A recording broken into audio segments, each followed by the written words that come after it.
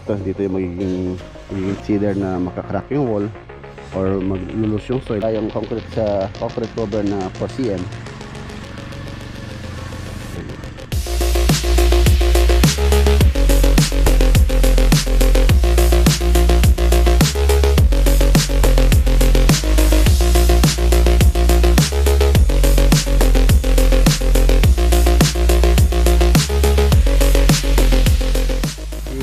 Engineer, kinabala dyan ha.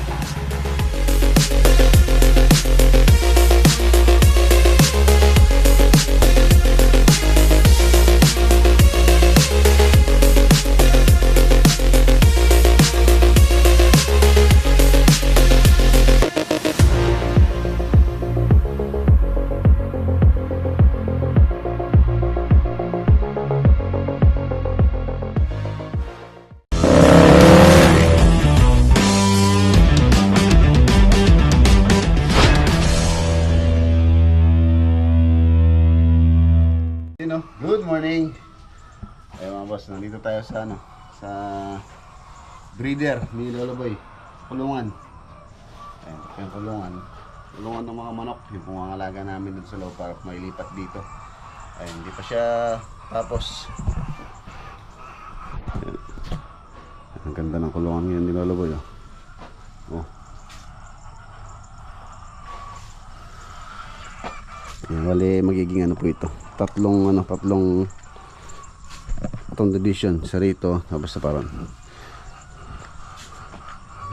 para iwahiwalay yung mga manok, yung iwalay yung mga lumalaki, iwalay din yung mga inahin ay hindi po sama-sama. Minsan kasi nag-aaway yung mga lumalaki tsaka yung mga breeder. Ayan, hihiwalay ko. Tapos mamaya Saturday pala tayo ngayon. Itong nakaraan araw pala mga boss, wala tayong vlog. Meron lang po akong inasikaso. Kasama ko yung pamilya na yan, hindi tayo nakapag-vlog. So yung upload ko kahapon, late po yun. Nung kasi nga walis kami, nakalimutan ko yung aking camera. Itong camera ang gamit ko, nakalimutan ko dalhin. So hindi ko pa na-export yung mga video, hindi ko na-edit. So kaya yung upload natin kahapon sa late. Ang lakad pala natin ngayon sa Gapan project. Ayan, silipin po natin yung project sa Gapan.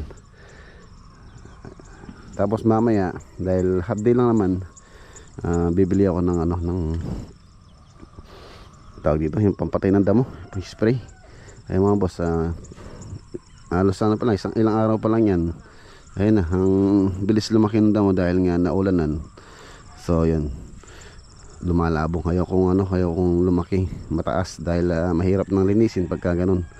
So agapan na natin, sprayin ko na lang ng anong tawag ba doon, herbicide bang tawag doon sa gamot na yun. Ayan, pasensya na, hindi po ako wala po akong alam sa mga ganong gamot sa yung mga farmers. Yan, alam yan, herbicide yata yung tawag doon.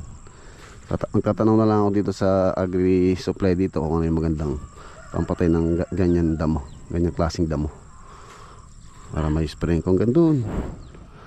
Maano po yan, agapan, hindi lumaki.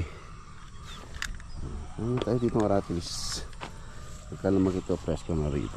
Alam mo yan, den sige, bala ka. So dito pa si Master Den, pinapinturahan ko na yung dapat pinturahan dito sa farm habang wala siyang ginagawa dahil dito sa susunod na mga linggo magiging busy na dahil yung mga pintuan nandun na rin sa Lakeshore. Yan, shoutout kay Kuya Bong tsaka Janet. In-install na rin yung mga pintuan. Ang ganda na itong aking guyabano. Tsaka pala abono, pingin ako pang abono dito para lumago. Gapan tayo. Ayun, tulungan natin ng manok.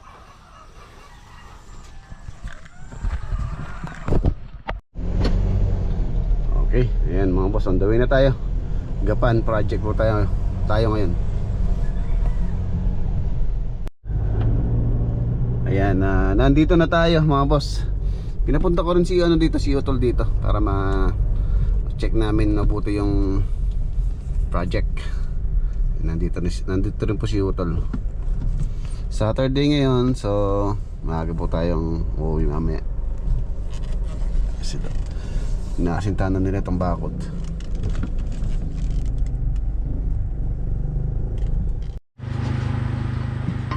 Sira.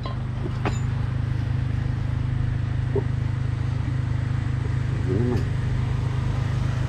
Submersible. Sasakyan eh.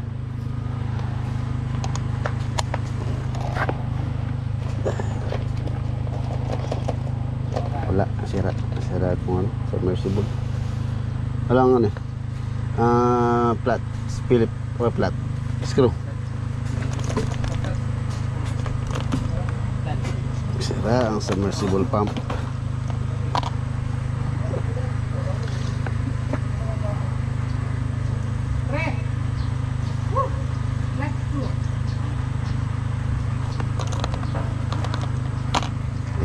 Ayaw. Submersible.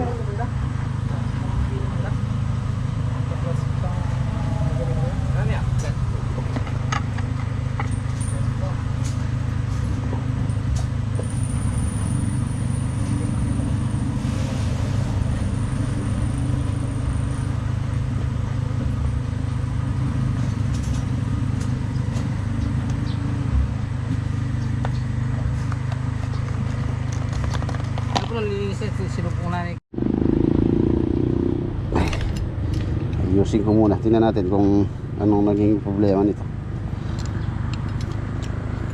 Parang kailangan po nila dito to.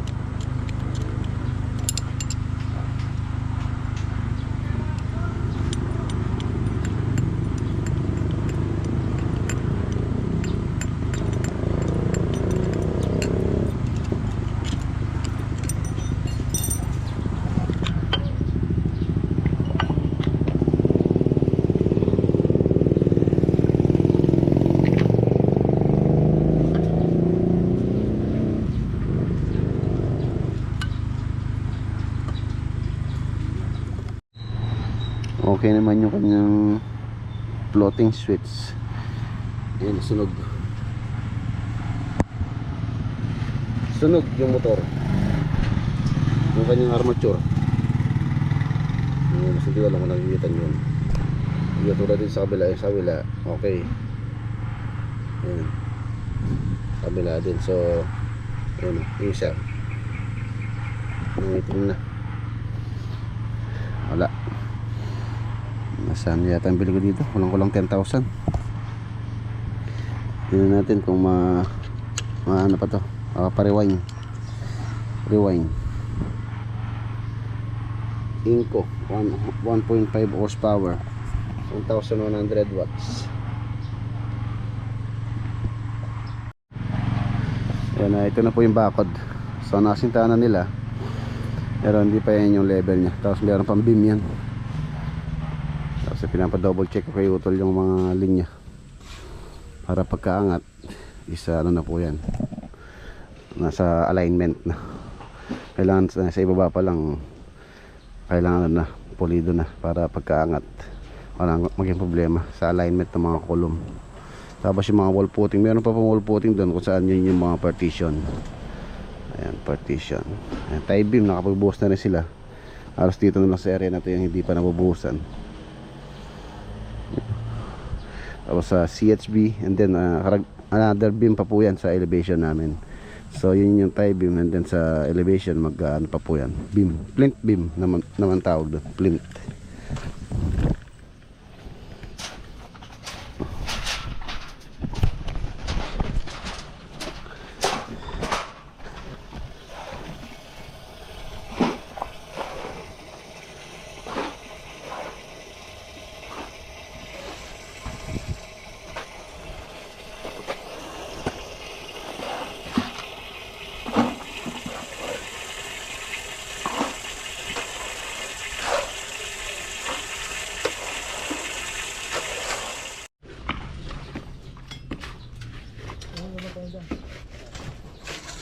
Nobya. Napais ko yung mga river.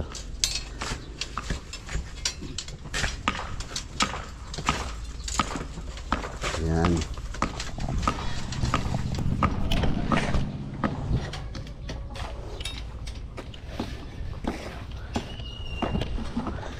Sakto, yan yung merienda. Eh, ano ito? Tukot baboy? Magkano yung order na to? Merienda, merienda muna. Anong merienda natin? Goto. Sobeteron, kwek-kwek, tokwa. Oh, goto. Goto te. Bigyan mo sila. Oy, kuha na kayo. Kumara kayo. Baka itlog. Gotong gapan.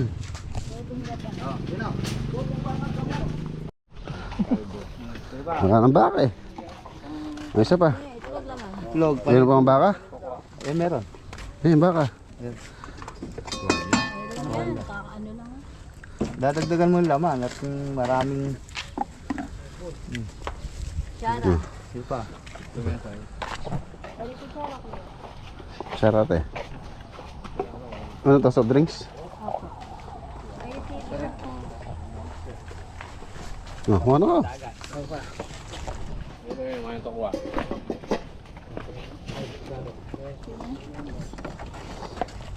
Magkano itong Coke? 15? 25. Meron dyan fish eh, bote. 25. Isa. Hindi masyado malamig.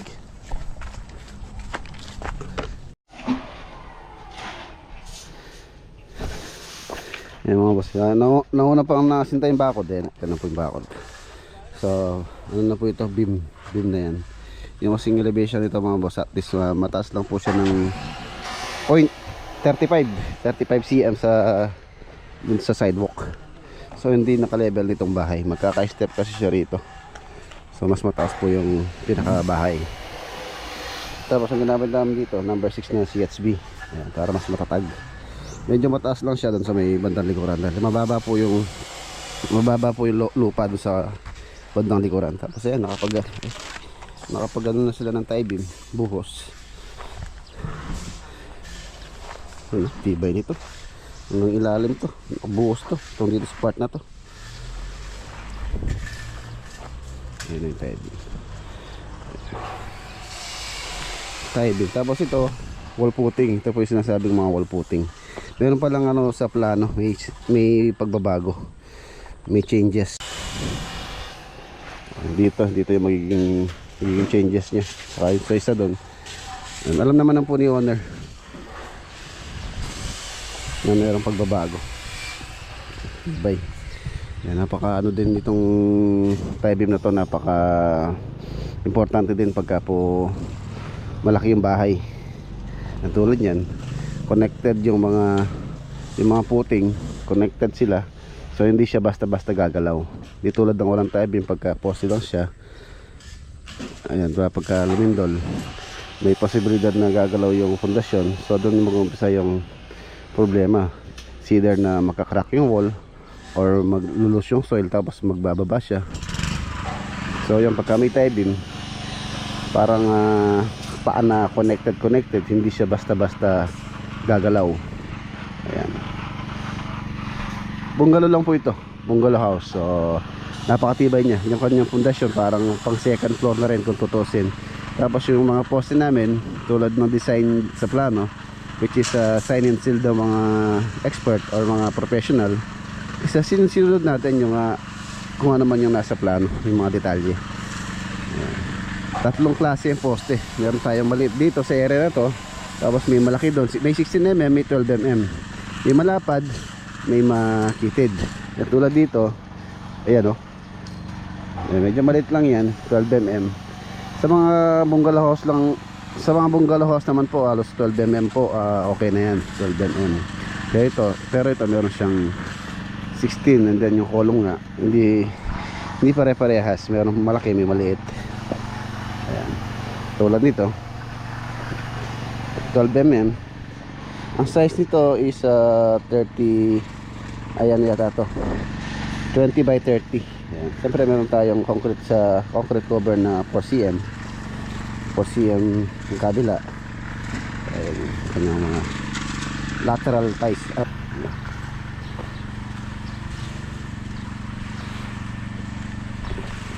Sa may likuran. Tapos dun sa area na yun yung pinaka lanay. So lanay ito. Yan, dito lang medyo malalim.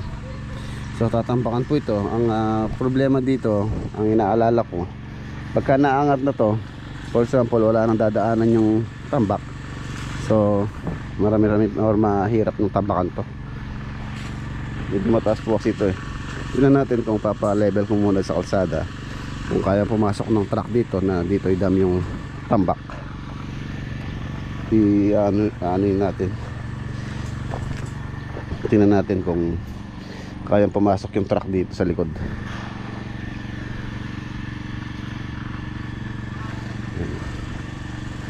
So ayan, yung bakod na yan, hanggang doon na lang yung asintada. Beam na muna yan. Tapos yun po yung elevation kasi ng tambak niya pa. Tapos sa susunod na patong, yung CHB niya isa number 5 na lang, di 5. Importante lang matibay po yung kanyang pinaka ilalim. At isang bagay naman, dapat matibay yung pinaka pundasyon. And isa rin sa dapat na wag tipirin, yung pundasyon. So yun, yung pundasyon yung isa sa wag tipirin. Hindi baling matagal, basta maayos. Ayan, tulad yan, yun lang naman po yung pinakamatagal. Busan nyo na yun. Continue lang yung ano, baka sa next week makapagasinta na sila dito. Makaangat na kami.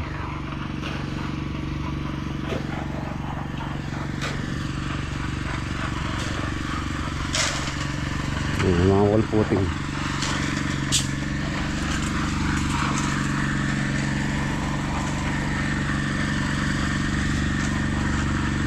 Ayan. Tapos kung makapansin nyo ito, ayan, kalisik. Ito pa lang yung pinaka diretso niya, pero ito nasa plano po yan. Pakita ko sa inyo mamaya. Kinonek dito sa column. Pwede po dito sa beam, kaya lang yung sa plano dito sa column nakakonect yung pinaka tie beam.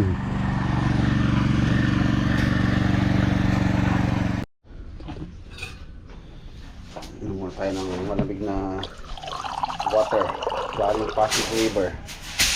Malamig na tubig. Sarap. Hindi na yung order namin.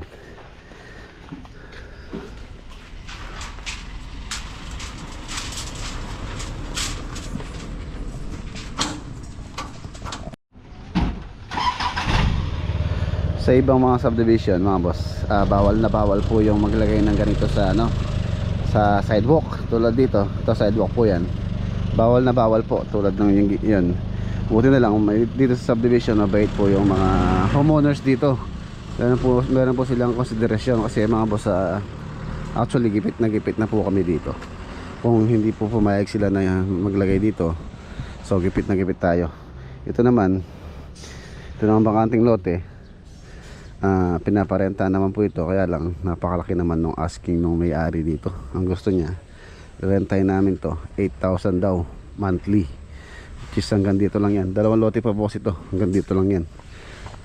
Ayan, gusto nila 8,000 monthly po yun, hindi yung kumatapos tong project.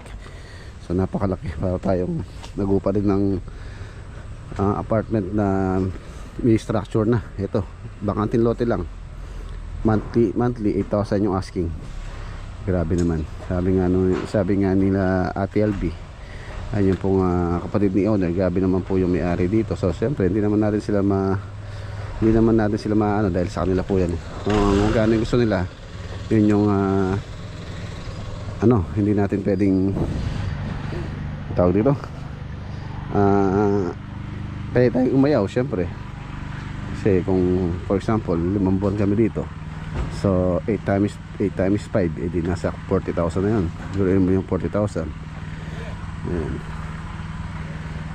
Wala silang konsiderasyon. Ito lang, kapitbahay naman tong nagpapagawa. So bakanti lang naman yung lote niya, which is ang gandahan niya, malilinis pa yan. And then matatambakan pa yung tulad ng mga debris na mga bato-bato, pwede tabon dyan dahil nga po mababa yan, dahil tambakin pa. So yun lang yung naging dito issue. Buti na lang mabait po yung, hindi ganoon kaigpit dito sa subdivision na to. Hindi tulad sa kabilang project natin mga boss. Sa kabilang project natin, yung subdivision doon, kahit hollow blocks, bawal ka maglagay dito sa sidewalk. Hindi po allowed. Meron kang penalty pagka naglagay ka doon sa kabila, sa ano, yung sa malaking bahay na ginagawa namin. Hindi ko nababanggitin ko anong subdivision yun. Napakaipit po ron. Tapos ang allowed pa nila, ang gusto nila yung construction site, hindi pwede yung blue sack lang na i-cover. Gusto nila ano, yero po yung gusto nila. Napakaipit. Kaya kung ordinaryong tao ka lang doon na meron kang lote doon, sa construction ban pa lang malamang malaki din ang construction ban doon. Hindi ka basta makakapagpagawa ng bahay kung ordinaryong tao ka lang, nasa middle class ka lang.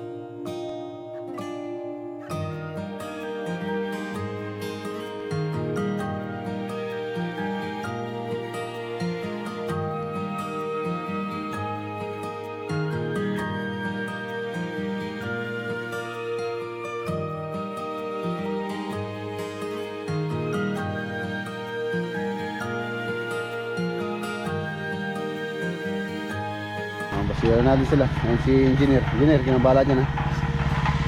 Hintayin nyo lang yung pagbuhos sila ng, ano, ng tie beam.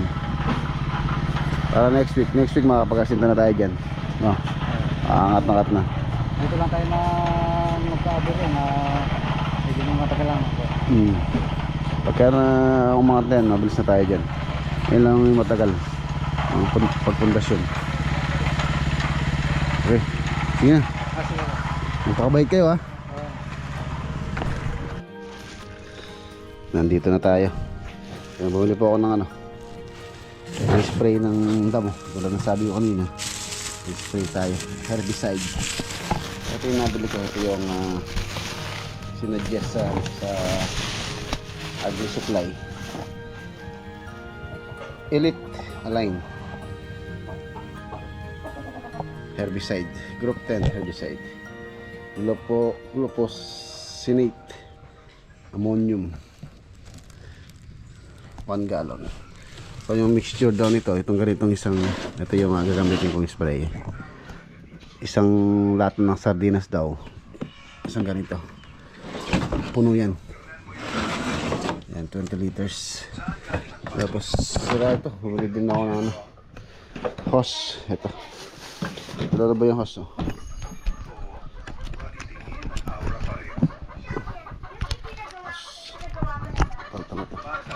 Sira, ayun ang butas.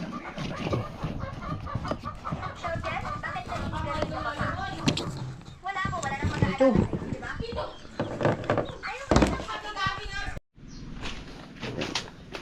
Alinisin mo muna yun. Tanggalin mo muna ito. Alinisin mo. Dali. Say, parang tender muna spray. Anong kami? Salitan kami. Saglit lang naman yan eh. Ganda no. Yung mga kapal na yun no. Yung kangkong wag mo sprayan ha. Kangkong wag mo no. Yung kangkong doon, yung kangkong doon. Para yung kangkong makipapakinabangan natin. Maganda pa naman yung kangkong doon, kulay puti. Yan, isang taas, ilang latan yan. Ayan. Op. Matigaw muna. Oo.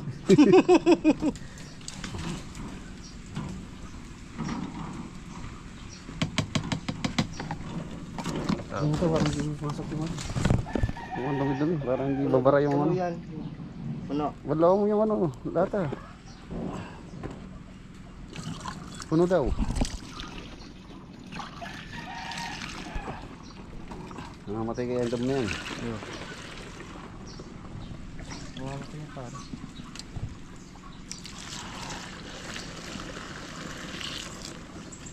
Yung bula. May Baka mainit yung panahon. No? Para tumalab ka agad yung gamot. Hindi yan. Yan. Oh. Yan, ayaw mo dyan sa gilid dyan. Oh. Mas may sobra pa sa labas.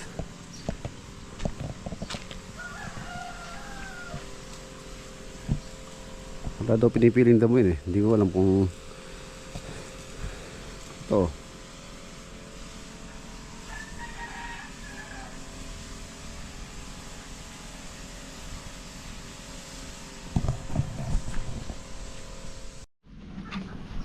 Meron pa akong isang spray na maliit ito. Inco sprayer. Ilang liters kaya ito?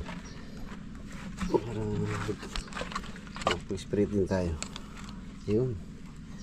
5 liters. 5 liters yun. 20 yun. So siguro at least mga nanan. 1/4 ng lata ng sardinas. So kaya lagyan natin dito. 1/4 nito. Yung kasi 20, saan yun eh? Lagyan natin ng 1/4. 1/4 lang. 1/4 lang. Matulungan ko na rin si parang dyan para mapabilis. Op! Yan. 1/4.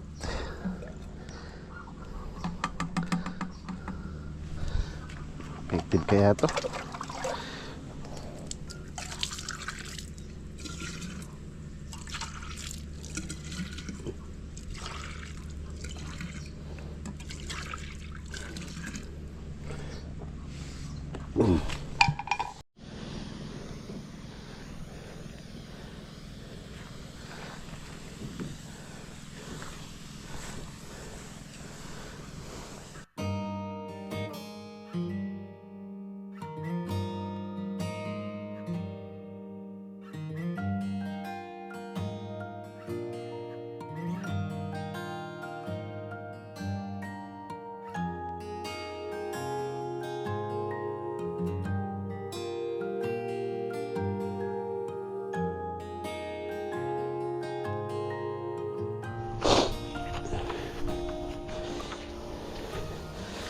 Ayan, nakababa lang po ng tawag namin, kausap ko si paring Mike Bal Madrid, si KMTV. Ayan mga boss, update po sa kanyang kalagayan sa US. Napakalungkot pong balita. Si paring Mike, meron po siyang cancer. Ayan, nasa hospital siya ngayon. So yun, pinalitan niya na sa akin ngayon. Kailangan niya magpa-chemo. Meron siyang 4 na cancer ang na-diagnose sa kanya. So yun po mga nagmamahal kay paring Mike Bal Madrid, pakisama po sa inyong panalangin yung mabilis na paggaling niya. Pagdasal po natin siya. Napakabait na tao. Nasa po siya ngayon, nasa US. So yun, sana mabulos po yung pag-recover niya para makauwi na din muna siya. Paring Mike, shoutout kay paring Mike, pagaling ka pare. Kikita-kita pa tayo dito. Kain na tayo nila paring Jimmy, paring Mac, paring Ronald, paring Louie, paring John Toy. So pagaling ka, lakasan mo yung loob mo, kayang-kaya mo yan, makakasurvive ka sa sakit na yun.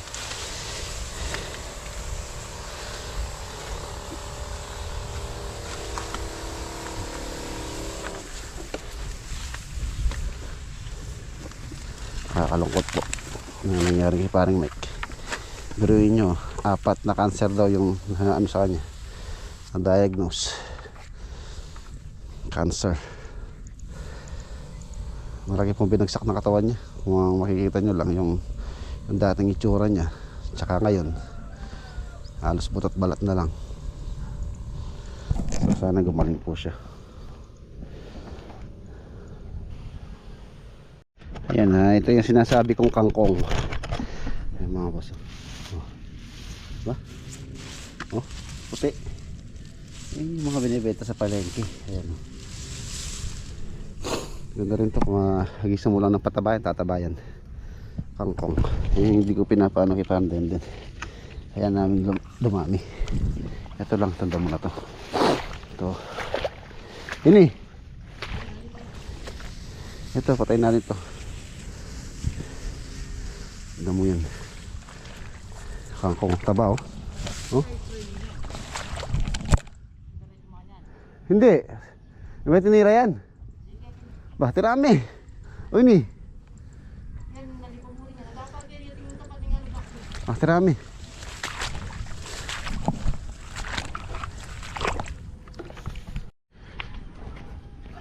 So ayan mga boss, tapos na po namin may sprayan. Siguro mga hintay lang tayo ng ilang araw. Tingnan natin kung tatalab yung binili nating gamot. Siguro mga 3 days. Unti-unti nang maninilaw yan. May patayin, yung damo na yan. Ito, mabilis lumaki po kasi kaya natin inaagapan. Pagka hinayaan natin yan, tataas yan. So mahirapan na naman tayo maglinis. Ayun, namatay na itong nilipat ko dahil nga sa tubig. So buti yung nandun sa may taas. Ayan, hindi na tubigan, buhay na. Ito yung alaga kong bibi. 4 na lang pala yung natira dun sa dun sa 16 na bibi. Bali 6 po yung nabuhay, yung 2 nahingi na kursunadahan. Ayan, 4 na lang. Ito po yung galing sa dun sa Bacol Project na napisadon. 16 yan. Ayan, 4 na lang yung natira. Tapos yung 2 itik na to, sa naman yan sa ayan, 2 itik yan, itik to. 2 na to. Galing po yan sa sa Kalulot Project, yung maliliit na itik noon. Ayan, ang lalaki na. Kaya yan, dun sa pinsan ko, kay baby. Pang birthday daw niya, parehong lalaki oh. Makikita niyo po yung lalaki sa itik, meron pong sa buntot, nakaganyan, naka-curl. Yung nakaganon, nakabaloktot. Yung lalaki po yan pagka ganyan. Yung itik. Parehong lalaki. Halos kasi yung mga binebenta sa palengke, yung pong mga sisiw, lalaki po yun. Ayan, lalaki, 2. Yung kasing babae, itlog pa lang, alam na po nila na hoy, baka mamatay ito. Kinain nila na sprayan. Hey, ito kayo. Doon. Makakain, mamamatay na loko. I-spray ko yan. Doon. Si, doon. Tara. Ayan mga boss, dito ko natatapusin yung ating vlog for today. Kita-kita tayo bukas sa next upload. Bukas meron akong pupuntang event. So maraming salamat po. God bless, ingat.